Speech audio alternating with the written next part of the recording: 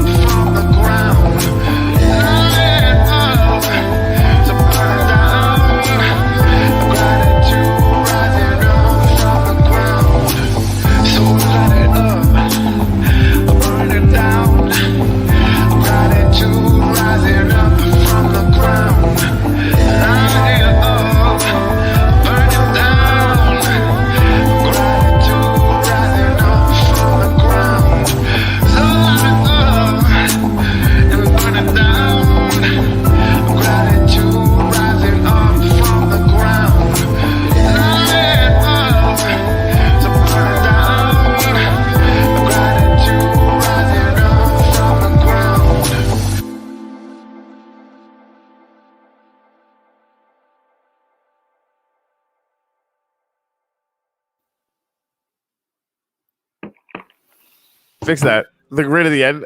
It's a terrible. Anyway. Hey, I don't know what that is. Did you build that map, Corey? Sorry. Yeah, no, that's the uplift. That's the world we're building for all of us to live in. Well, you're like an NFT project that's going on. You're about to see a first-hand rendition of that because we have something that we do at the beginning of every show. Yep. Awesome. So, while Corey gets that set up, welcome, Rodrigo, to the show, and welcome. Thank you. Sorry we didn't shout you out in the intro, but you surprised us, and that's awesome. We love surprises. This is the uplift. Corey, take it away. Yeah. So at the beginning of every show, we ask our guests to list off one thing that they're grateful for. It could be big, small, doesn't matter. We throw it up on these permanent monuments, and they will live in the uplift forever. And yeah, so you guys don't know, we're launching this as like a wax-based version of Decentraland. Effectively, it's all going to be run on NFTs, and it's a whole thing. But yeah, awesome. This is at the very center of it. We get together once on Sundays as a whole group, and do like a little gratitude ceremony, and spend a moment of silence during the Minecraftian sunrise together. It's a whole thing. We're building a religion. Anyway, so yeah, Rodrigo or Lars, what are you guys grateful for this morning? I am grateful for the Block 1 vote that we just got. Nice. That was really awesome and brought us up to break even. So we're in a really good place financially as a block producer now. Nice. And I guess I'll wait till you finish that so you don't. So the thing I've been following. I mean, this goes back probably till last year, where you started seeing all these autonomous zones spring up in certain cities, and now with the game stonks thing that just went down, I guess I'm grateful for power to the people. Starting to see some like real world decentralization happen. I've never met you, but I can understand why you're part of this now. I'll tell you a story after, but I want to say my gratitude to you. I sometimes do it and I sometimes don't. I'm grateful for the best non-green screen ever on this show. See, I mean, like for me, this is all ROI because, like I said, like early in the pandemic, I was like, I need to put some time and work in because everybody kind of has that like one room in their house or it might be in their basement where you just throw shit you don't need at the moment, and that's what this room was. It was just old boxes and things like that, and I decided I needed to turn it into something usable. So every time someone's like, "Hey, that room looks badass," it's a reminder that I made a good choice early on. It's even more badass that like you have a computer in front of you that can be seen. Like that never happens on Zoom. It's great. I love it. Yeah, it's pretty. It's cool. I'm really and it gets me excited about sitting down and doing like podcasts and videos and stuff. My other side, it used to be my main hustle, but now my side hustle since I started working for EOS Detroit is photography. So all this stuff on the back is my stuff. But this is also something I use for like Patreon, like videos on like instructional like lighting and stuff like that. Sweet. I like it. I like your gratitude too. Power to the people. So both Corey and I were reminiscing a couple of days ago about having you back on, Robin. I forget exactly how this went, but I basically mentioned that like you were the only person that I've ever interviewed or like been on the line with that was like more unpredictable than Corey. And I always get a crack out of that because I guess it was about a year ago now that I had you on the Boydcast. We did a great Boydcast episode. We'll probably link it in the roundup post, but it was a lot of fun, that podcast. And you and I had a lot of common things to talk about. Coming from Detroit, we talked about permaculture. We talked about Boyd and mining and, why it was important. And I always remember like that was the best ending ever because it was a trying time, in our existence. And you, we wrapped up. It was quite a long interview, but as we wrapped up, you threw out there, Black Lives Matter, and it totally caught me off guard. And I laughed, and I felt bad about that for weeks. I was like, man, I felt so bad because like I was so like caught off guard by that, So watch it back. I would agree. And so, when you came on here, Lars, and you said power to the people, I think for me, that's a really common. So I've been saying this on almost every BP&Chill episode. Different BPs are excelling at different things, right? Like EOS Nation seems to be doing a lot of good stuff with like community building, governance. Like Gray Mass is like really good at like building the applications. Gender EOS is quite good at like the social outreach and things like that. And for you guys, I think what really speaks to me is like your passion. You guys have a really, decentralized kind of vibe. And I think you're really in tune with a lot of the issues that are happening in the world around you. It always seems like every time I have the pleasure and honor to sit down and talk with you guys, you're very involved humans, which can't always be said is the case for a lot of people in the blockchain and crypto world. I mean, sometimes we're just distant and we don't pay attention. So I'd like to thank you guys for that, because I think everything that you guys do to me kind of shows that you're using the tech and the blockchains that you're block producing on for this like beneficial way to actually make a strong and positive impact on the issues that speak to us most as a society in general.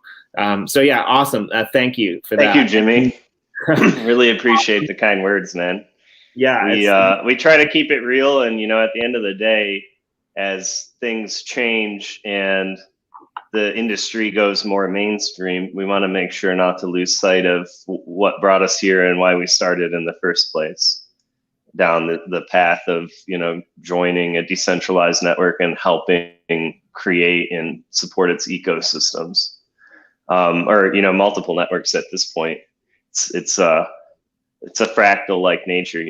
There's all of these new EOSIO networks that have emerged over time, and probably many more we don't even know about yet. being worked on in the shadows. So it's awesome. I really like the uplift here that you're showing off too. I can see you put a lot of time into it, Corey, and it's a really cool spot. Yeah. Oh, really? Is it M Blue? No. So I'm building the uplift, the game. M Blue's actually a partner in it, and we're doing our first land sale in a little while here. But what I did was create a community cluster to basically invite projects down, with decent sized communities to come and build some stuff out. They're going to have land that they can, give away to awesome people in their community. So we invited Boyd down here, and Seth, went and found this freaking Minecraft master, and they're like, screw it, we're going to build a spaceport. And that was like 3 days ago. So we were talking about it a few days ago. I haven't seen this yet. This will be the spaceport that it's actually based off of. It's actually based off of the new game that's coming out. So this will be like one of the key features for the new game. So that would be awesome. That's sweet. Awesome. But looking forward to this. Each community will have its own land. And actually, Rob, I'm gonna pressure Corey for some invites because I really want to give you a piece of our show's land, because we were talking about this the other day, and in the center we're pondering the idea of like creating like a virtual food forest. And I know you'd love that shit, so like totally want you to be, have at least sounds awesome. Come and hang out with us. So yeah, I think that'd be a lot of fun. I guess the other thing too is if you guys have any interest, we're creating a whole originally I just wanted to get like 10 projects in to kind of beta or just kind of stress test the system and have some fun and obviously do some promo with it that way, right? Having a bunch of people in is always good, and it creates value, right? The more communities are in there, the more valuable all this stuff gets. But sorry, I just screwed my headphones up. Yeah, it filled up really, really fast, and then filled up some more, and now like I've got to go in and survey out a whole other section. But if you guys want, like, we would love to have EOS Detroit have one of these little community clusters, and then you can find some Minecraft builders if you want it yourselves, and try and I don't know, at least beat some of the other builds. I don't know if anyone's gonna beat that spaceport. It's pretty baller. You got that breakup thing happening again, Corey. Sorry, man. Well, I'm game to explore it. I don't know how much we can commit, but if we could, if it's, to me, it's another vector. Like if you're integrating wax and making this into, like if you're making it a prototype or a spotlight of some of the technology or a fun game, like we're always happy to support those use cases. So yeah, I'm happy to explore that and figure out if it makes sense, or we can bring some resources to bear on the project. Yeah, let's not forget I have a 9-year-old son. This is so good. I can outsource some professional Minecraft building, believe me. They're like every other conversation I have around this is like, hey, can I bring my like nephew down to to do this stuff? I'm like, yes, of course you can, right? Like, that'd be awesome. Yeah, so I had a conversation with somebody today, and I think that the interesting thing about this is like it's cool in terms of what you said, but also it's cool in terms of the community. So if you have a community and the ability to let them connect through you to this world, I think it's great. So yeah, if you bring, as the professional artist down there says, a bunch of like, builders and stuff like that, it'd be awesome to have. I don't think that there's anyone that I don't say this to, because really I don't think it matters, but it would be awesome to have you guys like aboard, because everyone brings their own type of kind of thing. So yeah, and we're go ahead. No, I was just going to say, speaking of artists, I think I'd actually kind of like an introduction from Lars and maybe Rodrigo as well, about, just in case people don't know who you guys are. Yeah. Well, Lars, go ahead and take it away, man. All right. Well, so yeah, I've been doing illustrations since like I was, like 4 or 5 years old, but like around my about 20 years old, I really, really got deep into photography, and I had some success with that over the years. I started shooting in LA and everything, but like there was this thing where I just wanted to keep doing comics. Like that was just always the persistent desire, was to do comics. And I guess, Rob, I think you and I met 2016 or 2017. You were out here in Minneapolis, and that's like my introduction to the whole blockchain was Steam It. And it was great because there was a platform where like artists could actually like just showcase work and make, earn crypto. And I still didn't really have a full understanding of blockchain. And I got invited to this like meetup, like blockchain meetup in Minneapolis. And it just happened Rob was there. So Rob sort of was like really a big part of my like red pill, blue pill moment in some ways. And then as things went on, I was like really, really bullish on EOS just because I was such a huge like fan of what Dan can do. So when, I was on this is like my nerd, like one day I'm going to like print this out and put it on the wall framed. It's like, I was on the zero distribution of EOS. Like I remember sending like $1,900 of Ethereum to a like smart contract, like absolutely sure I would never see it again. And, and it was like through a VPN because I was like in the States and everything. And I was just like, I'm never going to see this money. And then, I think I got my first token distribution. It was like something crazy, like 2,800 EOS for like 40 cents or something, like whatever the first distribution was. But from that point on, was it 89 cents? Yeah, I know it was, I think the lowest it was ever been. And, but I just love the idea that's on a blockchain somewhere, that I was part of that zero distribution. And, and then from there, it just like really, I just got deeper and deeper into the EOS, like what EOSIO was going to be about, and excited every time you heard about a new project that was going to be launching. And I came to Rob, and this must have been about 2018 probably. And it was a really dark time for all of us just because the bear market was like so crushing. And I was telling Rob, I was just like, dude, we need an art, you need an art department. I was just like trying to pitch an art angle. And, you saw the early BPs, and like, especially the top BPs were, they had so much kind of funding and so much good technology and everything. And my whole pitch was, don't even try to compete with that, because you can't, and so like try finding a Trojan horse. And that was my idea, was like, it should be art. Like art should be the thing. Cause at the time that was something not many people were doing, or anyone was really doing, like trying to reach users outside of the EOSIO ecosystem, like regular people, normies. And because they just like the long ass Medium posts and stuff, you lose people in like the first 15 seconds. And unless you're really in that world. And I was thinking like, how could we, use art to kind of tell the same narratives, but not make it boring. Yeah, spot on. Do you guys have any examples of any of the work that you've done in that vein yet? Oh, yeah, totally. yeah, lots. The first thing I sent Rob was because rather than trying to convince him, I just wanted to do. We do have a screen share if you want to show it too.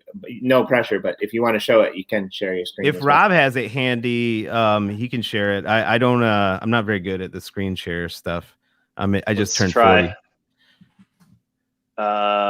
Share screen. I don't know what I'm revealing yet. Oh, just like that. That's what. It's okay. I always reveal like 100 browser windows at once, so it's all right. So we have published Lars' first EOS Detroit comic as a limited run on Wax. But he also has a really cool piece that we're going to drop this week on EOS. But this was his first comic. Yeah, this was like my job interview, basically. I did this like idea of these like this guy who's sort of like a community leader that was going to like a rundown, like broken down AI. Like you could see the chestahedron on him and everything. And he was basically trying to get counsel from this like oracle, this like rundown AI. And he's basically explaining that it's not that resources don't exist, it's that they're not being allocated fairly, And little things like that, but like something that, anyone in this space or that's, frustrated with the way the world is outside of blockchain, something they would relate to, tap into that overall frustration of, well, exactly like the Wall Street bets thing, that went down. And then within a matter of days, all these huge entities like the SEC and everything clamped down and made it so even like Robinhood stands in the way of of these people being able to actually leverage their power as a decentralized community. So that what you have on the screen there is one page of the comic. How many pages is the comic in its entirety, and how was it distributed? Was it distributed page at a time, or was there some other method? This particular prototype project has not been completed. So we've only put out 13 pages, 13 instances of the first page. Yeah. We have some other sort of like the go ahead, sorry.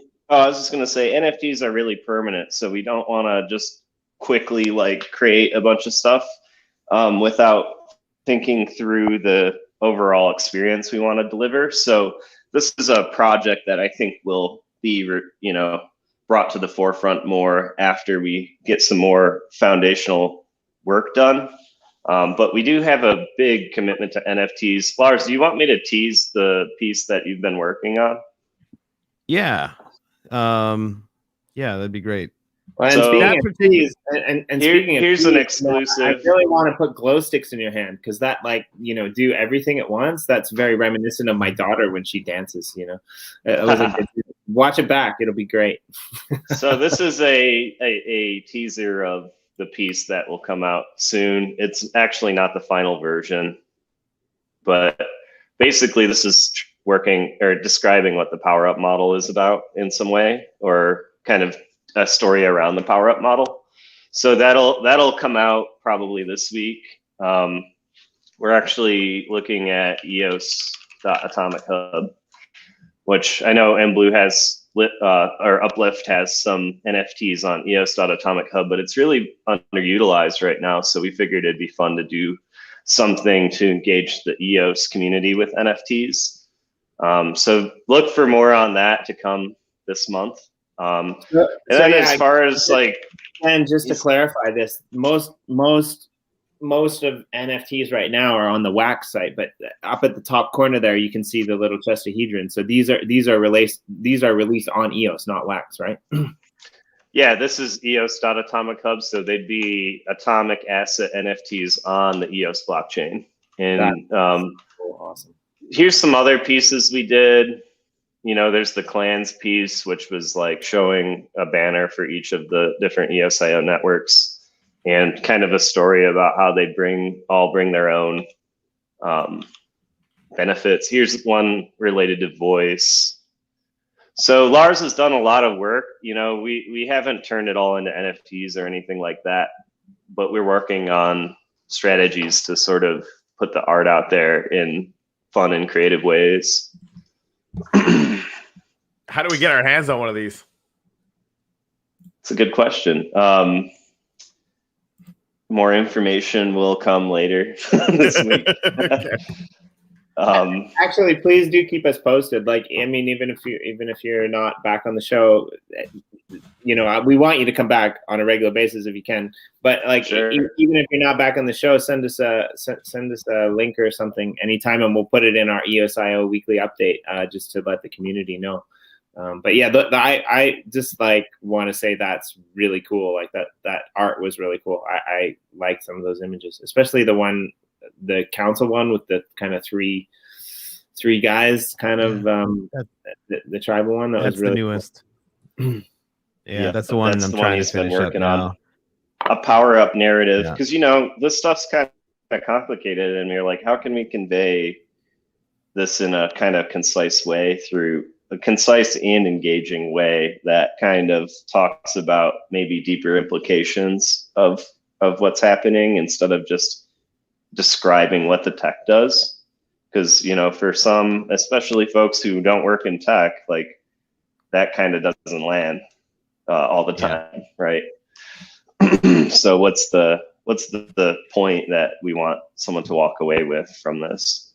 But yeah, those should drop later this week, and we're just sort of exploring, you know, how can we do a campaign on EOS or things like that. And really, I think NFTs, like, you know, we're seeing art grow into this kind of amazing movement in crypto.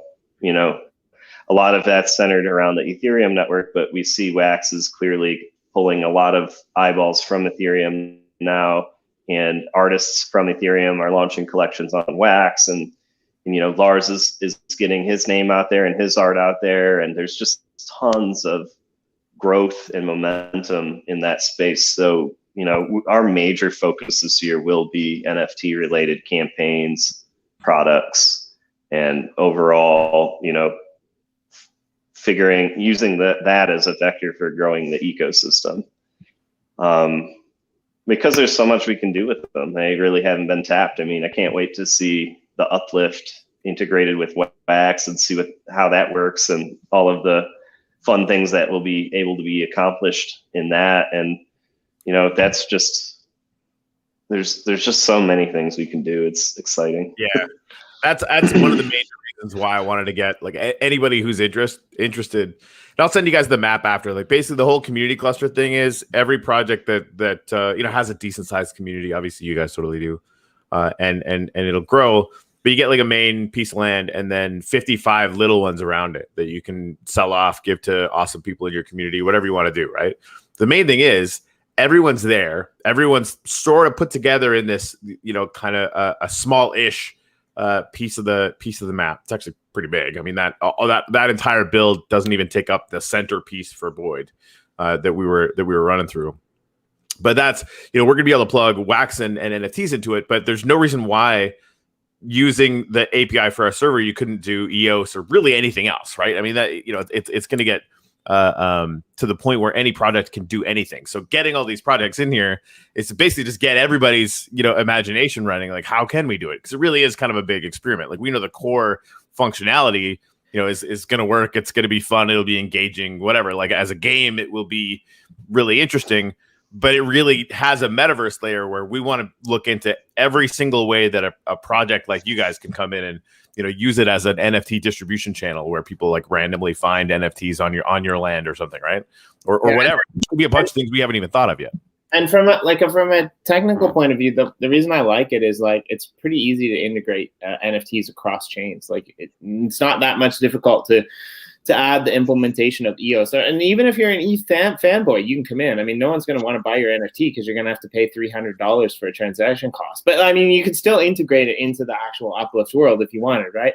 Yeah, there's my, you know, little drop of the button. If you have the map, I think you should pull it up and show it off. Oh yeah, it's kind of a cool map, and there's a lot of people in there. So, actually, but while Corey does that, I had a question too. Then with this. Like, I know you guys are focused on EOS for these comic books, and I love it. Like, there's not that many comic books that are out and about right now on NFTs in terms of EOSIO, but I've always loved the idea, even, you know, before they came out. I'm just curious, are you planning on porting over to Wax? I know Telos has some. NFT capacities as well. I would imagine at some point, you know, even though they're going to be gaming focused, Ultra will have some. And I know like EOS Detroit as a block producer is involved in a lot of other chains. So do you have ideas for like expansion into other EOSIO chain areas as well? Yeah, totally. So I think our philosophy, and it seems to sort of be an unwritten sort of expectation in NFTs, is not to cross-publish the same content on multiple platforms. So immediately informing our strategy is we don't want to dilute the value or the scarcity of any of our art pieces we release. So we're not going to take the same NFT content and drop it on every chain. Now, maybe we would do variants where each platform would have their own variation of that piece. So there's some, you know, but I think there needs to be some uniqueness that each run of an NFT stays in its place, because most likely what's going to happen is like NFT IBC kind of stuff where you can move NFTs between platforms anyways. Yep. So I kind of expect we'll see those bridges form this year, and you'll be able to kind of, maybe it was minted over on Wax, but you want to trade it over on a different platform, and it can be ported around in a standard way. So that's kind of my theory about it. I know, at the end of the day, like Lars has some philosophies about this too. Like the artist has the right to do whatever they want with their art, but it seems like the platform curators themselves don't want to see duplicated NFTs across chains. And, so we've done most of our NFT work on Wax for a number of reasons. Wax is best positioned to bring people in. And essentially, that has to do with the Wax Cloud Wallet. Like they have a custodial onboarding solution that works really well. Our other EOSIO networks don't have anything like that yet. However, when they do, we'll be able to, and I know Greymass is working on some really cool onboarding stuff. I saw they just put account sign up in the Anchor flow for iOS, which is huge. And so I think that we'll have more of an ability to execute some campaigns on like an EOS chain, for example, or EOS that requires onboarding at the end of the day. EOS has been crippled by having very, very poor onboarding, and that's just a fact. And it's not because we don't have enough faucets. It's just the fact that I gotta create this account and figure out how to manage my keys, and I got to understand all this stuff and network resources, and most users aren't going to be able to do that, especially if they're coming from Bitcoin or ETH where they just generate a key pair. They're trying to think about what EOS, like why do I have two keys? Where's my account name? They're just confused about the whole thing until they learn about it. That to me is actually hilarious. Because like probably within the next year or 2 years maximum, this whole narrative about, it's really confusing if you're coming from ETH isn't going to be an issue, because who wants to go through ETH to get to something that's actually workable? Well, we're gonna solve the onboarding issue, right? That's why, and the new resource model helps bring us closer to that, because it gives new tools. It changes the business model for the service providers like the Greymasses or the token pockets, and I think it makes things easier to build out the right abstraction for onboarding. But it remains to be seen. I mean, it's a piece of the puzzle. It's not a silver bullet. And then recently, Lars did the T-bond, or one of the T-bond pieces for Telos. So he did a piece for I think they're 100,000 denomination Telos T-bonds. I'm not really sure. They're still working on the interfaces and stuff to be able to see the T-bonds and trade them and all of that. But so Lars contributed an original piece there. So we do want to share the love between all of the networks we support, and make sure we're not just joining networks that we're not taking care of and giving energy and effort back to as well. I would say that's something we do to a fault almost sometimes, is like me and Rob, like we are just such optimists for everything, and like we try to be like ambassadors of all these communities. So it's like pretty much any chain that needs something, like sometimes on like a 2-day notice, they'll just be like, hey, could you do a logo for this thing? And we're like, yeah, absolutely, let's do it. And then it kind of like sidetracks a little bit of our own, like of our internal stuff we're working on. But for me at least, that's been something I've been like really proud of, is like over the last year, kind of seeing all these little cross-pollination art pieces that we've managed to put out. I think it's good community leadership, and it's altruistic, which is something I really like about what the whole like company EOS Detroit's all about as a BP.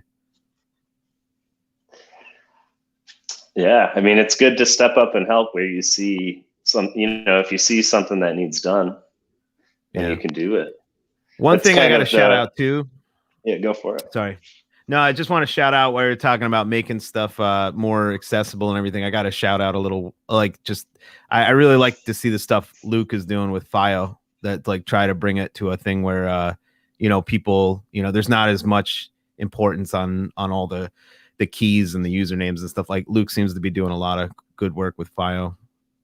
Yeah, we had him on here a few weeks ago, and it was great to see the perspective that he's coming from, and I think that's going to be really important in the future. So yeah, I would totally agree. It's still semi complicated at times, I think, for non blockchain and crypto users, and but I think as time progresses, that's going to be the standard, right? With NFTs as well. I mean, and I get what you guys are kind of saying. There's no point to have the same carbon copy of the same thing over multiple networks. So basically, what you're saying then is basically you're going to have a different comic book series on every EOSIO chain. You heard it here first, ladies and gentlemen. It might not be true because Jimmy D said it, not those guys, but you did hear it here first, just in case it happens. So I'm just saying.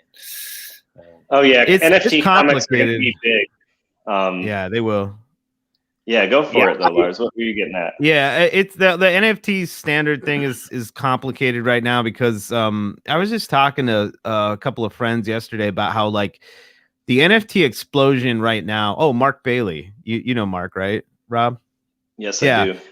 We were just talking about how it reminds us a little bit of 2017 when things were just absolutely bananas. Like every project just had so much momentum, and there was just money pouring into the whole ecosystem, and it seemed like anything was possible.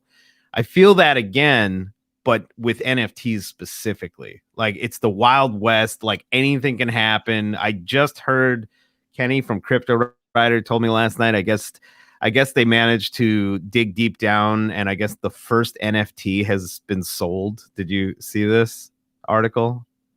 The first NFT ever created was sold yesterday for $756,000. That's a crypto kitty, isn't it?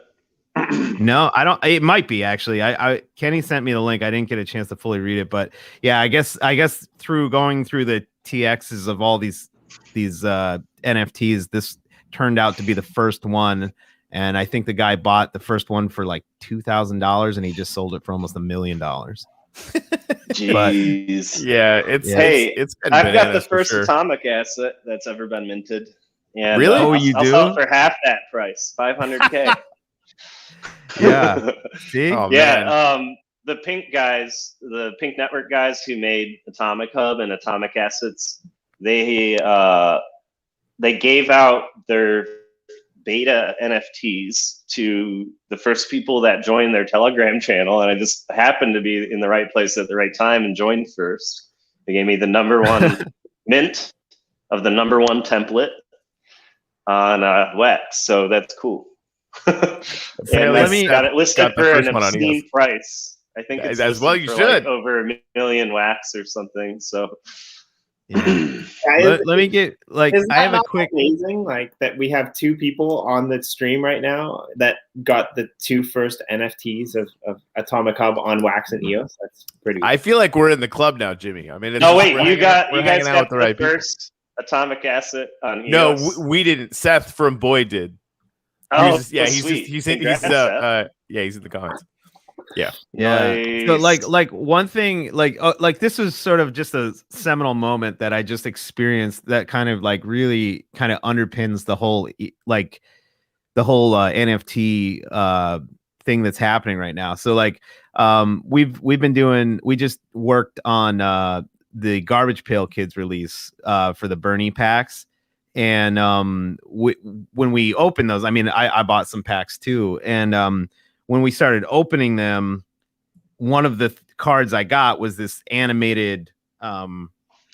It was like an animated Mars Attacks thing with Scorch Bernie and Sanders, man. Scorch and Sanders, right? Awesome. So I gotta show this one if you guys don't mind. Yeah. I'll turn this off. I was just gonna start showing you. We actually have the live 2D map that you can see everything from space. And I just want to shout out Gary, who's working with Boyd and Seth on this. But they printed this whole thing out so you could actually see it from the satellite view.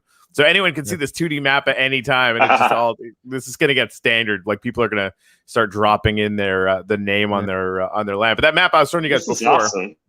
yeah, it all. This is the actual real one that's live right now, and you can see I'm down by Andrews's place over there, and I'm building a whole other ring. Right, so there's going to be some land for sale around here, but then a whole other ring of these clusters.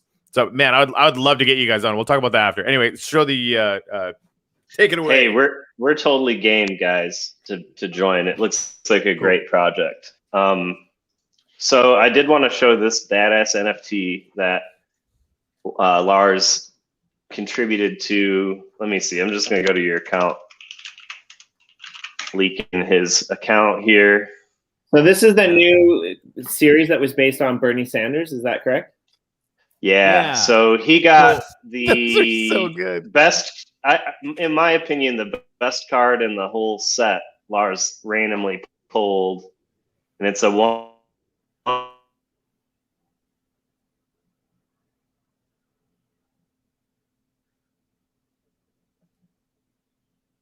Oh, overload, I guess. Yeah, are we back? Yeah, I'm here. I'm here. It's just that NFT was so good it stopped the system. It broke the. So I'm not sure if Rob's froze. He might be, but but anyway, so here's the story how this like affected me so personally. So I worked on this card like for a few days. Like I really wanted this one to look good, and me and my friend Adam Sword, he's like our colorist, and so we worked on this thing for a while. And we got it all done, and we sent it over to Topps, and Topps's animator Anthony kind of did the animation, and the animation was so good, and I had not seen it until it showed up in my wallet, like on awesome. And it was the weirdest thing because I saw these things like this is as of now it's a 1 of 1. There's only one of these. There can potentially be a second one minted, but there's apparently some packs out there that haven't been opened. And it's the weirdest thing because I saw other ones similar to it, like not the exact same one, but some of the other rarities going for like $2,000. And it's the weirdest thing. I eventually listed it for $5,000, but like I don't want to sell it, and I'm the artist. You know what I mean? Like it's a really weird experience to want to hold something like when people say like I don't get it, with NFTs, because you hear that a lot. I don't get it. But when the artist themselves has an opportunity to like make $2,000 more than I got paid for the art, and I still don't want to part with it. I mean, to me, that says all you need to know about like how valid like NFTs are going to be or are already. That's exactly how I gauge, whatever we happen to be doing in the NFT space. If I just minted a thing and I'm like, no, I'm not fucking selling that thing. I'm like, oh, this is working on myself. Okay, cool. Yeah, exactly. Totally. So this was Scorch and Sanders. And it was dude, just an amazing NFT, really. Look at that blink. Anthony nailed that blink. Look at that blink. Yeah, Anthony is the animator. So we also made sure to attribute the artist. So Lars illustrated, Adam Sword colored, and Anthony Verducci animated. So it took 3 powerhouse artists to make this NFT. And Lars told it, man. He pulled the only one that's been minted. Yep. So that's right. Yeah, it was really cool. And there's some other buy one of these packs now. There's some other really awesome ones in the set too. So we tried to make it as special as we could. Yeah, so I think it's a bit problematic because we created NFT Game Day on Friday just to save Corey from buying NFTs every day of the week. But now we screwed him on Monday. Corey's got to call a hotline. NFT addiction hotline. For real. I've been staking everything to our planet and like buying up all that. I'm a degen, man. It's like it's really bad. It's really bad. Hey, I get it. When the show starts to fail and I need money, I'm going to be the one that start the hotline just so I can, pull funding away from Corey, because I know there's at least one person out there with a problem. All right. I think it's great. Like I really like. This is by no means an invitation to leave, but this cast. But I think you guys really need to come back on a Friday as well, on an NFT game day as well. Yep. When you have one of your releases, please come back and release it. For us, I'd love to see that. Again, not an invitation to leave. We don't need to wrap up if you guys don't need to. But yeah, I said to Corey before the show, I said, I kind of gave permission for the artists to join. And that's kind of intriguing because I think this is an amazing team up, right? Because I think, Rodrigo, you nailed it, right? I think that we have the technical discussions all the time, and Jimmy's better at those than I am, but I'm really, really passionate about conveying the why. Like, all of this stuff is clearly really, really intensely transformative for our species, when you factor it out in the not too distant future. And it's really fun to mess around with it now. And obviously I got myself a garbage pail packs, a bunch of stuff with some, there's the nitty gritty of it, but that why is clutch. And the meme stuff with the Wall Street Bets thing, and even freaking, the Doge insanity that's going on right now that I absolutely love, even though there's a lot of people that are probably going to get wrecked. That the art is how that's happening, right? That visual medium is how you convey that why to people that might not have really, grokked it before. And now with NFTs, like, you can own that shit, right? Like somebody's, I mean, nobody's ever going to be able to buy that mint number one, because I doubt Lars is ever going to sell it for under $1 million. But, we're now in the universe where that one goofy animated card that is awesome could sell for $1 million this year. I don't know. Right? Corey, there's another mint one out there that hasn't been minted of the B variety of that. So that you gotta go get you some mitten packs and rip them. They're in the mitten packs. They're in the mitten packs. So someone still hasn't gotten. Yeah, it's Bernie Martian is the B name instead of Scorchin' Sanders, and it's still unminted. So, well, good luck to all. Thanks for enabling my degenerate need to. I gotta boost these numbers, man. I need to get these packs open. Oh man! No, just kidding. So we're really excited to come to bear with our vision of how we can contribute to the NFT space.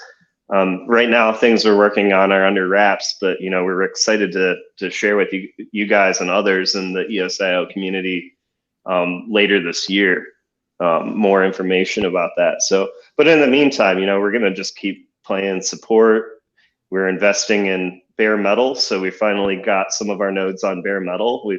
We're setting that up over time. We just got into the data center a few weeks ago, so. We're really focused on just investing all of the wonderful opportunities and gains that we're receiving as a block producer right back into the operation, right back into the team, and right back into the networks we support. Now's the time to press on growth, and not the time to make yourself rich, in our opinion, at least. And so we're focused on just continuing to improve our core competencies and continuing to show up for EOS, Wax, Telos, Proton, FIO, and others. So we're very excited about this year.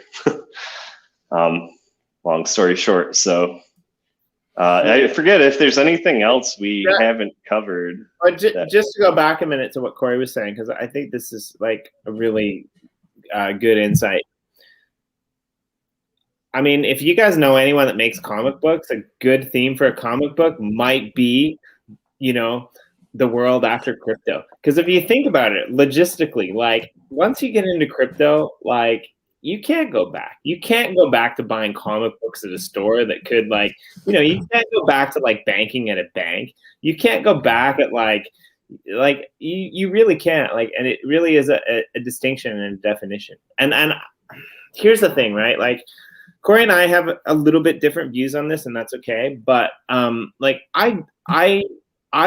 really happy to have some Ethereum in my stash, and I think Ethereum does great things, but Ethereum is just, in my opinion, like banking 2.0 on the blockchain.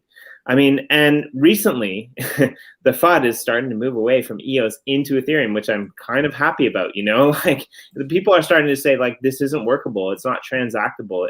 You can't do this. And like you said earlier, there's a lot of people who are moving from the wax space towards, from the Ethereum space towards the wax space for collectibles, right?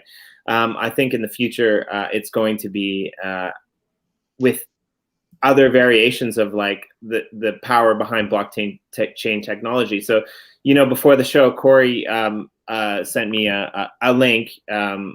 I didn't check my Blockfolio for like, I don't know, 3 or 4 hours, which, that's crazy because there was a 15% pump. I mean, just due to the fact that like Tesla, Elon Musk revealed that Tesla bought, what was it, 1.5 billion with a B. Yeah, and like a 15% pump, and it's just like, oh, it's up 15%. Well, that's kind of nice. Okay, put my phone down, go back to work. Like you made a really good point, right? Like if you've been in it from the beginning, right? I mean, EOS had one hell of a pump today, even, right? Like we're at that stage where, like you said, if you're in it for the quick buck, you've probably already capitulated. In certain coins, and if you already capitulated in certain coins, what are you going to do when those coins pump? And like to go back to what you said earlier about like investing in the ICO, I'm going to play that back like again and again and again, because the way that you describe that kind of is the vision or the sentiment that I have, because you see way too many people on Reddit or Twitter that are saying, Block One, you stole my money. I could have made so much money if I kept my Bitcoin or if I kept my Ethereum. No, because you wouldn't have kept your Bitcoin. You wouldn't have kept your Ethereum. You probably would have invested in something else. So own your fucking problems, own your decisions, and realize that there is something that's happening here that is beyond your control, right? And I think, I get pretty upset about this and pretty adamant about it often enough on the show that I don't need to do it again. But as a block producer in the EOSIO ecosystem, one of the things that I kind of wanted to ask, because after the whole Tesla coming out with 1.5 billion investment in Bitcoin, I think the question really begs to be asked. DeFi, in my opinion, is great. It's awesome, but it's not workable on Ethereum just because of the fees. I mean, unless you're a whale, unless you're a big money player, you're not going to be able to do it. So what's your take as a block producer on the possibilities for ProFi on EOS when it comes to like enterprise businesses? I'm just kind of curious. Sure. I could take that one. So, well, Block One has a lot of smart people working for it and a ton of resources, which, however you want to look at it, like you were referring to, some look at it as the community granted them that resource. They covered themselves legally, so that doesn't really matter. But they paid their fine. At the end of the day, I don't think that Block One is devoid of strategy. It's just they're playing a much longer game than some of the people who are observing on the sidelines, like looking at every shiny thing, are playing, right? So I think that, I'm waiting patiently to see what they do. I don't know what they're going to do. We don't have a direct line of communication in Block One, and that's fine. I mean, we can go talk to Kevin in Telegram just like everyone else, but it's just sort of, I don't think that they're dumb, and I think they're going to make a play, and it's probably going to be something useful or awesome. It's just a matter of when. Like, we don't really have any insight into their strategy there. And so I feel cautiously optimistic about what they release. And I do think that it was a good thing Dan left. If you knew Dan from his roots, like, he's not really wired for that environment, for that stuffy corporate, like, we got to follow all the rules and all the regulations. No, he's a renegade, obviously. He's an early Bitcoin adopter, crypto anarchist or whatever. I mean, I don't want to label Dan, but you know, you can go read what his thoughts are, and so it's probably a lot better for everyone in EOSIO if he's not shackled by compliance and lawyers and shit. Yeah, I mean, so just to touch on it, because I think you're right, and yeah, like people kind of find their level, right? Because I think EOS now, especially because they've already had their run-in with the SEC, like they're under constraints. They're intelligently, I think, doing what they can do from within those constraints with the power of the technology that they've already leveraged, right? And whether that's wrap Bitcoin as a secondary layer, whatever they can do, and it's a lot. There's a lot they can do there. But every turn at every meeting, they're probably like, okay, well, we can't do this because of the SEC. We can't do this because we can't even say this because of the SEC or whatever. Could be, yeah, right. We should assume that, because I mean that's any other company is under those constraints, and companies that haven't already had a fine that was really, really small level by the SEC, right? I mean, it was like a $23 million fine when they just raised $4 billion. Like that's like a rounding error on a rounding error. So yeah, like a renegade like that guy, he's just to constantly be constrained by that. He can now go out to the bleeding edge, which is exactly where it seems like he's always been. Yeah, exactly. So it just remains to be seen what the plays are from B1, from Dan and others, if any. But we know B1's got something cooking. Yeah. And yeah, so I think that I'm optimistic. We need, it's not just about tech though. Like we may have superior tech, but we don't want to become Betamax, right? We need user acquisition and we need business models too on top of the tech. So we can have the shiniest tech all day and pat ourselves on the back, but we can still get our lunch ate by other competing solutions if we don't focus on the business model and the user acquisition too. Right. And user acquisition fits in with marketing and funding and resources and stuff. So hopefully we'll see Block One able to push more of that and not be so distant. But they're playing on a longer timeline too. So we'll see. It's up to us. One thing I've been wanting to share, so this is the perfect place to do it, is when you were talking about shiny things on the sidelines that get all, like a lot of us, like excited and everything. I've realized I've had this psychological thing emerge with me where I'm buying different projects for different reasons. So like if I, obviously if I buy Bitcoin or something, it's because I'm hoping on a return on that at some point in the future, and hopefully a lot of money. I've noticed with a lot of the EOSIO projects, it's not really about money for me. I mean, I bought it early. I watched it go up to $30, and then I watched it crash back down to $250, and I held almost all of it.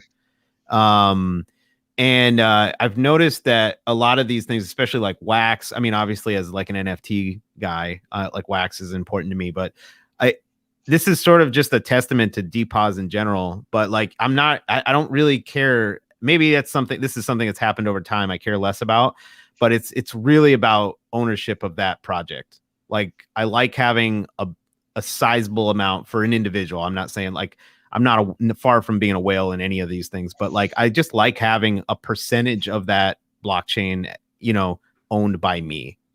I just like have that kind of investment in these projects. I feel exactly that same way about your art. Well, and then you're seeing, you bought one. Nice. Well done. Now, did you see there's 134 minted, but 50 of them have been burnt. So there's actually like closer to, I don't know, 75, 85. Yeah. Right. I didn't even know they had burn mechanics. I'm telling you, this is the first time I've ever had Garbage Pail Kids and cared about it at all. So let me describe to you how this contest we did with Tops worked. Go on. So they wanted to do Bernie and they needed help. And, Lars and Adam cooked up some amazing art in hours, like 48 hours or something. And they wanted to do a contest too. And so the contest was you could buy the Burn Ventures packs. You'd rip open and if you burned your cards, you get a certain amount of burn points, BERN. So anyways, based on rarity. So like the most rare would give you way more points than like a base card. Okay. And then for every 5 burn points you got, earlier this week on Wednesday, we airdropped mitten packs. So the more cards you burn from the original Burn Ventures set for the promo, the more mitten packs you got, basically. Then the mitten packs had other Lars and Adam art in it. So it was kind of this cool thing. We were able to deliver some art that Lars did last year for Topps that hadn't been released through a promo event that required you to like burn your cards in order to earn other cards. I like it. Did they dub the event "Burn the Burn"? I wish. It was Burn for Golden Mittens was the name of the event. Because they were doing these Burn for Gold events, so they were like playing off that name. But yeah, it was a lot of fun to work with them and get Lars art out there under a brand like Topps, and we're looking forward to working with them more in the future. Yeah, so the only thing that's making me super mad right now is I didn't know about any of this. So like standing invite, we need to get you guys on when that kind of stuff is happening. I mean, yes, for our fans, but mostly for me as a degenerate NFT buyer. Oh, totally. And apologies there. Well, we didn't know. No, they did basically, a surprise event. Like it was not marketed at all. And I think there, in the NFT space, there is this expectation of giving everyone information so that they have a chance. Yeah. And people felt like with this one, there was the overall response was positive, but at first people were like, what? This is happening now? Like there was just this level of urgency, and stress, I think I sensed, because people they're fans, they're fanatics, they want the information so they can make decisions, and they want to have a chance at the ground floor and all of this. So it's like, all right, there's the lesson there. And, we took that back, talked to Topps a bit, like, hey guys, let's iron out the marketing. What's the pre-launch marketing look like? Or so, and I'm actually gonna head over there because now I'm realizing I have to make one that could be seen from space. But I want to get Topps into the uplift. So if you guys are talking to them, like Wax just they actually got the last plot in the community cluster as it's currently constituted. Wax did the Wax team. Yeah, they asked Anders if they could secure it, and I'm like, no, we don't need the token. And this is the thing, we got 1 million Wax donation from M Blue and Uplift Art. So you're going to be mining Wax just by exploring, right? The first action that's going to kick out our rewards is just traveling around. That's amazing. Landowners are going to get some Wax, and you're going to get some Wax just for running around and like random NFT drops, and like you basically kind of virtually find NFTs all over the place, which is going to be fun. Mm-hmm. So yeah, I mean the whole thing is based on Wax anyway, so it makes sense that they would get involved. We've got a central city plotted out around the cathedral that I showed you guys, and we're going to give them a decent chunk of land.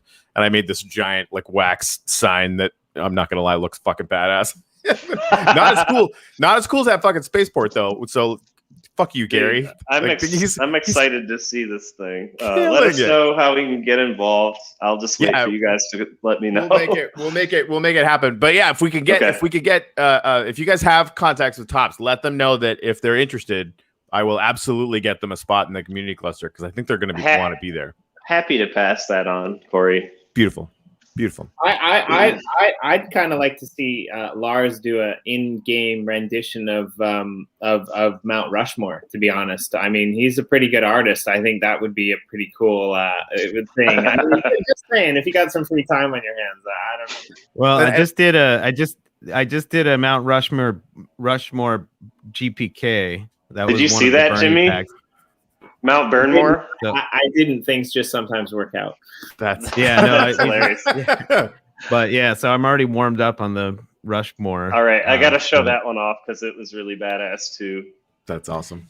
And I'm not sure if I understand fully. Like, I'm pretty sure Rob will probably correct me on this, but like, one of the things when you were talking about learning, like this whole thing being a learning process, I think that was kind of the point of the Bernie, contest was, I think they did a few releases that were like kind of they minted too many of them. Oh wow, actually that's the first time I saw the animation. The collectors. Of that, Rob. Yeah, That's wow. awesome. What the Yeah, heck? isn't that sweet? Whoa. Man. Yeah, this is a collector's. So there's been 4 or 5 of these minted. The volcano on the top is awesome. That's Yeah, Atom Bomb's head blowing up. Yeah. Yeah, that's Atom Bomb. And Rob and I, this is a little insight, but Rob and I are so happy that we got what's his name? What's his name, Rob? That the middle guy, the small face guy. Oh, Shrunken Ed. Shrunken Ed. Rob and I are huge fans of Shrunken Ed, and we kept trying to find a way to let Topps let us get a Shrunken Ed drawing in there. So we decided This guy with the tiny face, big head face. And if you want your very own Shrunken Ed card, you can come right over to the Atomic Marketplace. Let me find it. You can get this guy. They're cheap. Should Shrunken be Series Eds are 2. going really cheap. Yeah. Should be Series 2. Look, I think. 9 wax for Shrunken Ed. Come on. How could you? Every time I look at him, down? every time I look at him, I laugh. But Rob, nuts. isn't that what happened? They had didn't Topps have a couple releases that were like over minted, like Crash and yeah, they were. I think they were trying to learn and test the market a bit, and so Exotic, Crash, yeah, Exotic. Well, Exotic, Crash Gordon, didn't do great, but they've picked up some steam over time, and they did a burn event for Exotic, Right. And then Series 2 also had a lot of cards. Now, in the long run, this should all probably be fine because we're still not talking about crazy mint numbers. There's 700 of these. Mm-hmm. So it's not the most crazy. And, there's well over probably 60% of the packs open for OS2. So like in the long run, if you've got millions of users collecting this stuff, this is still going to be really exclusive, I think. But for the size of the marketplace, probably too many.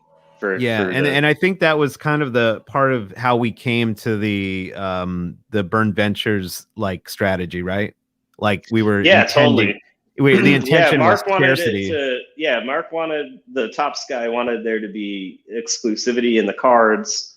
So when we were setting up the odds table and figuring out what are the rarities and what's going into these packs. We kept that in mind. We looked at the OS1 numbers, which was the first GPK release, and the collectors seemed pretty happy about those numbers. So we kind of try to model it around there and maybe even make certain things a little more scarce even. Yeah. So the Burn Ventures cards and the original art cards, should be at OS1 or more scarce levels, I believe. So can't guarantee anything, it's probabilistic. So you could have some freak accident where, you draw 10 of the same CE or something, but for the most part should be fairly rare. I don't know, man. Drawing 10 of the same is that's a collectible event in itself, is it not? I mean, like you said, we're in the Wild West of I sent Corey this weird idea, and it's I like the number 8. I just want to collect the number 8 of every card that we issue. It sounds weird, but if you have the number 100 of every card that's issued in the series, is that not worth more than a number 1? I don't know. I'm just saying. Right. I'm collecting all of Lars number 7 raw cards. I picked a number. I was like, hey, I got half of the number 7s. Let's go. I know how to get $500,000 for an NFT now. I just got to get one of those number 7s. Nailed it. Shit. I only need one more. And I don't know who has it. So hopefully they'll probably try to hold out and make me pay a lot for it.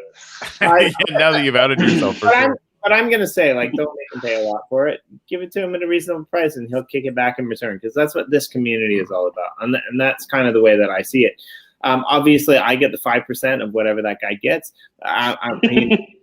But seriously, like you said, there is this community aspect within EOSIO, Wax, Ultra. I would imagine it will be the same. Telos, definitely. we got a little bit serious off the back of my last question, but kind of where I was headed was you I thought summed it up really well. And this is one of the things that since I've known you, you've always kind of been that kind of heads down working type of person. And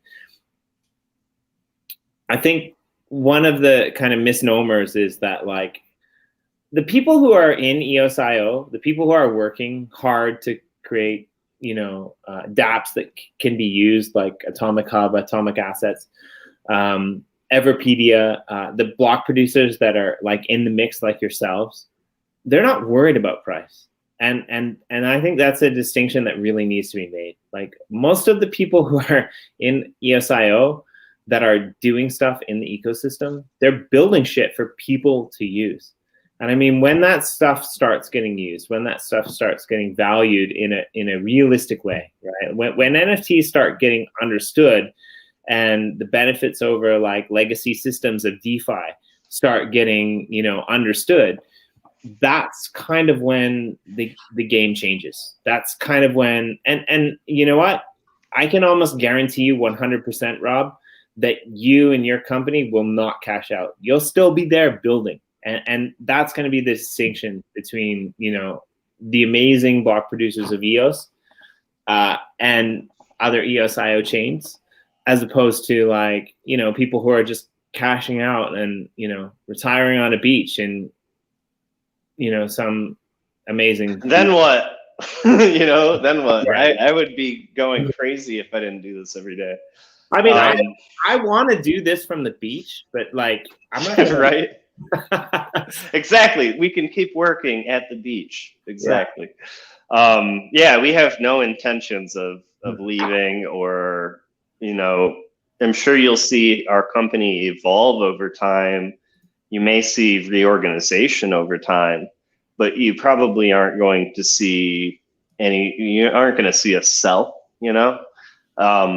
we have a strategy for selling products actually. And I think that, we do want to make our own things and potentially sell them and get capital influx so that we can reinvest more. But, the whole strategy that I've learned through my time kind of learning about business and startup is spin out a company, press it hard. If you want to, like, if it's a product that you can get VC funding or something like that, and then perhaps sell that thing.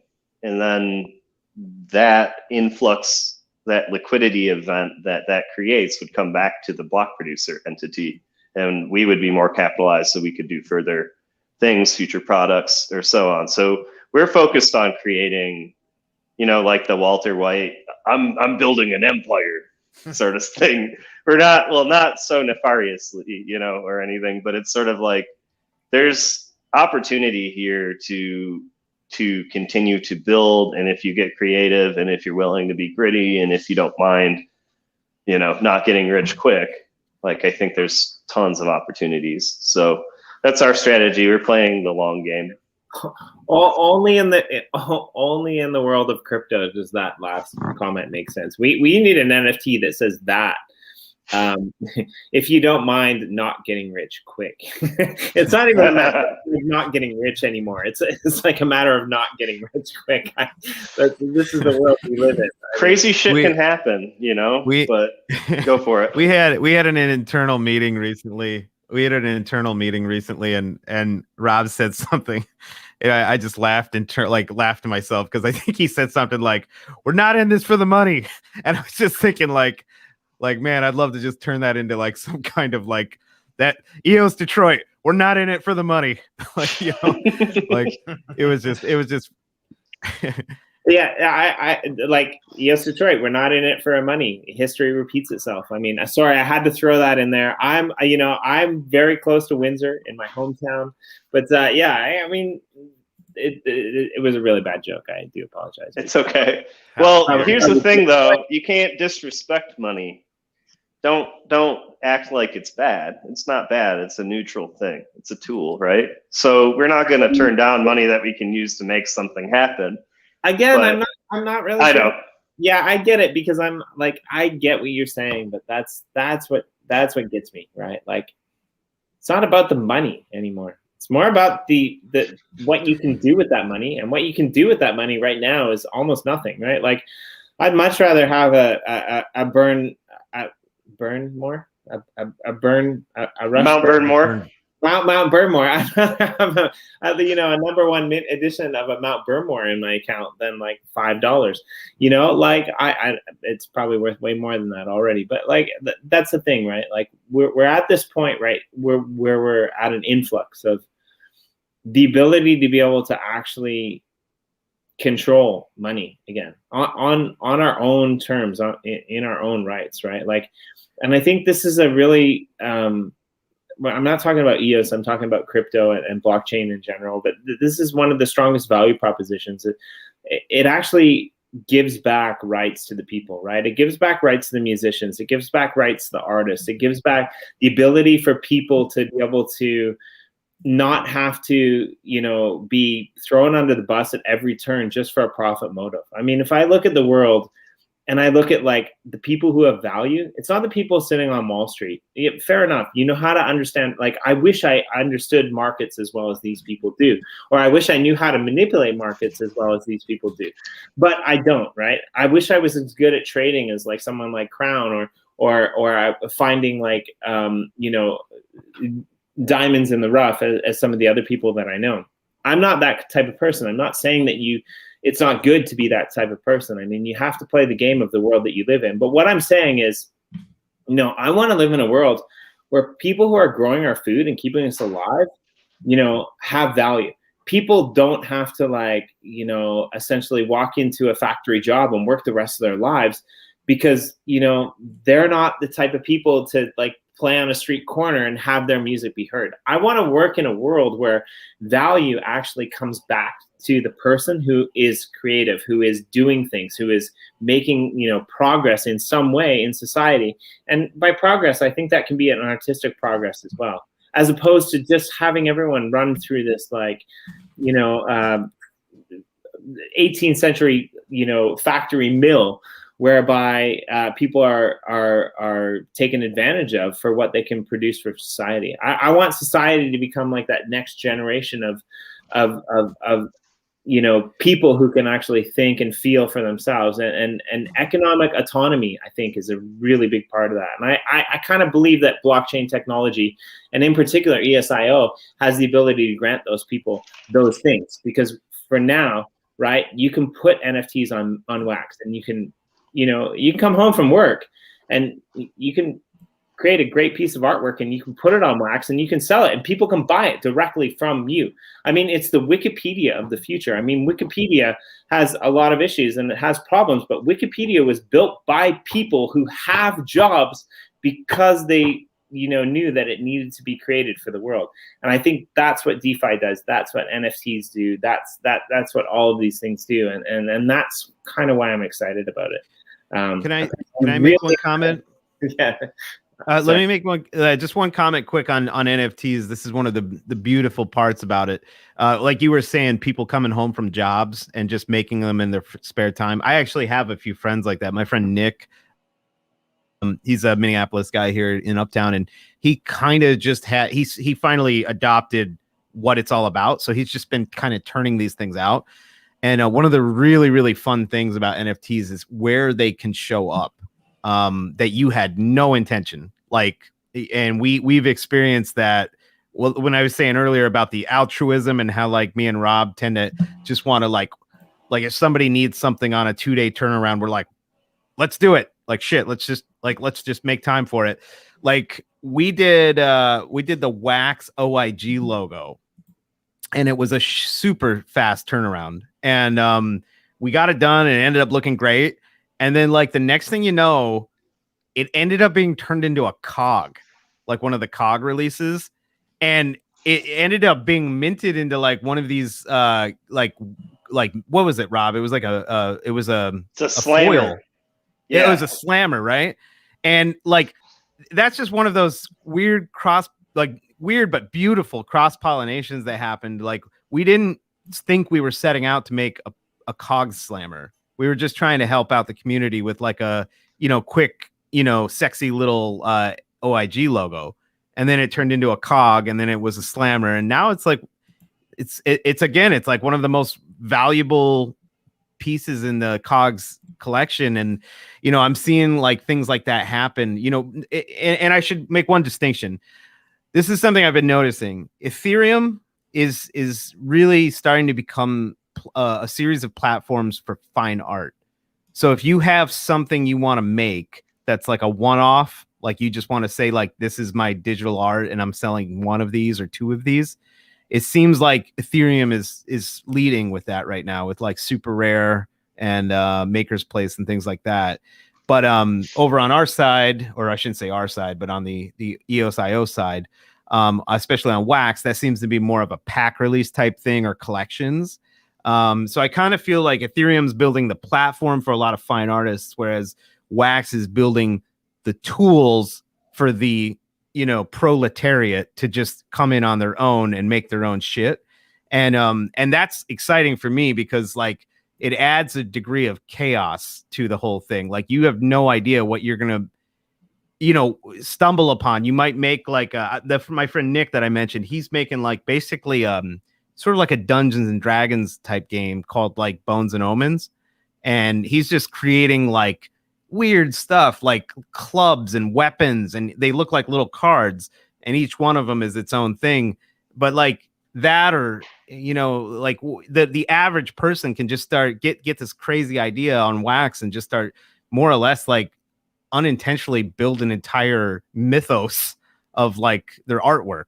And it's just, I love that unpredictability, where these things go with NFTs. It's an iteration too for Wax. I mean, that's like this. I'm gonna show this up. I play this too often just because it came together really quickly, and Jimmy knows this already. He fucking laughs at me all the time.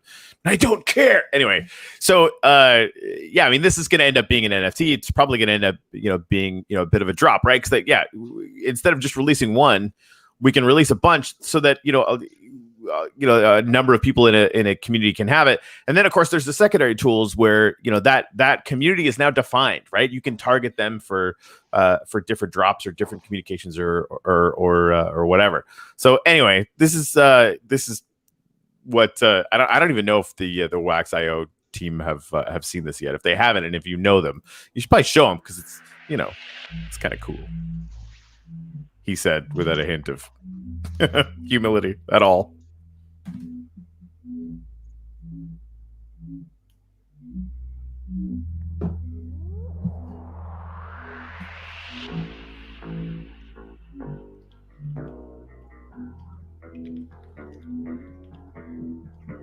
I'm not the bubble.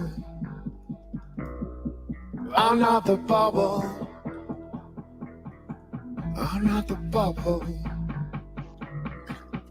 I'm not the bubble. I'm not the bubble. I'm not the bubble.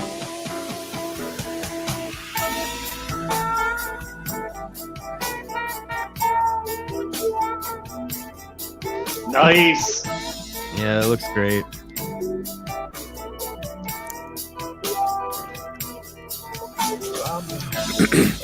So yeah, they actually turn this down a little bit.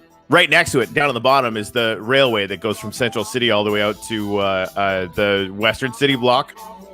And you have to take that railway to get down to the community cluster as well. So like everybody coming into the game, going out to anywhere where there is anything interesting so far, has to drive right by this. That's cool. That's awesome. Okay, I'm gonna go on one of my little rants, but this rant might actually matter, so please pay attention. Write this down. At the base of that Wax sign, I think you need a proletariat hut, number one, because what Lars said about like the proletariat like really spoke to me. I'm a philosopher, and that was fucking amazing. Like that, yeah, you're 100% right. I mean, I don't have any serious issues with ETH other than that's not why I got into blockchain. I got into blockchain because I thought that blockchain was going to be like for the everyman. And now you've kind of brought out like the inner philosopher in me with your whole like, proletariat talk. But I get it. It's a really important point. And number two, thinking about it from that perspective, thinking about it from the proletariat perspective, and then thinking about what happened with like the whole situation whereby what was it that last week's GameStop? Yeah, the Wall Street bets. And then listening to this song with the proletariat in the back of my mind, I'm not the bubble, I'm the pin. There needs to be a new rendition done on that song for modern times. And when I say modern times, I mean like now as opposed to 3 months ago. 2 months ago. Yeah, you might be right. We're launching something exciting on Wax this week, by the way. Go on. It's a brand new shiny worker proposal system for Wax Labs. So I don't know if you guys are in contact with them, but they may find this project interesting to support through the proposal system. Yeah, I would. I was talking to Anders. Shit. Oops. Looks like we lost Corey. Oh, he's back. And hopefully this is not going to destroy my internet. We would love to. Cool. Yeah, no, I absolutely want to do a proposal. So if you guys are launching that, I'd love to sort of maybe we could demo that worker proposal and use me as a guinea pig. Hey, well, it should be live this week, so we're going to be working on pushing that out and getting it all set up on live. So I'm sure Wax will do a marketing push, so you'll see it. Awesome. Cool beans. Yeah, so that's great, man. we pretty much run like five shows a week now. Well, and sometimes six. More. But yeah, like I mean, me and Corey, like this, we do more on this channel. There's much more on this channel. You forgot Sundays. Yeah, Sundays we do That's a weekly basically roundup. 6. But basically 6, right? And then there's like tons of other things that are happening in the background as well. Yeah, like you guys are pretty much welcome on any day, and this is a sincere invitation to you. Reach out anytime. Like on Monday we do BP&Chill, which is today. But on Tuesday we do Tech Talk. On Wednesday we do Media Moguls. I mean, maybe not so much for you.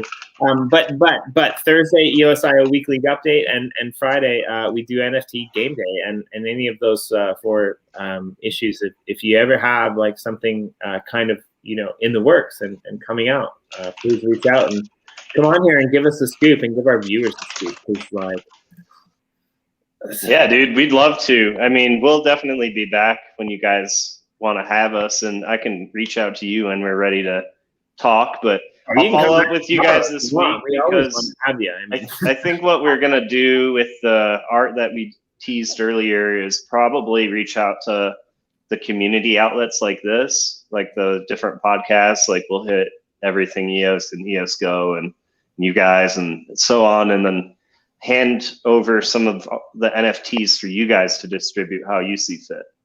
So I think we're going to do some sort of word of mouth sort of distribution there with his art that we teased, and maybe some other creative distributions too. But I'll follow up with you guys in a day or two about that once we have it going. Sounds good. Sounds good. Yeah, and once we have the land stuff set up, you can have it so that anybody visits there has a certain percentage chance of getting some as well. I'm excited about that. We'd love to hide some in the uplift. Right? Yeah, it's gonna be good.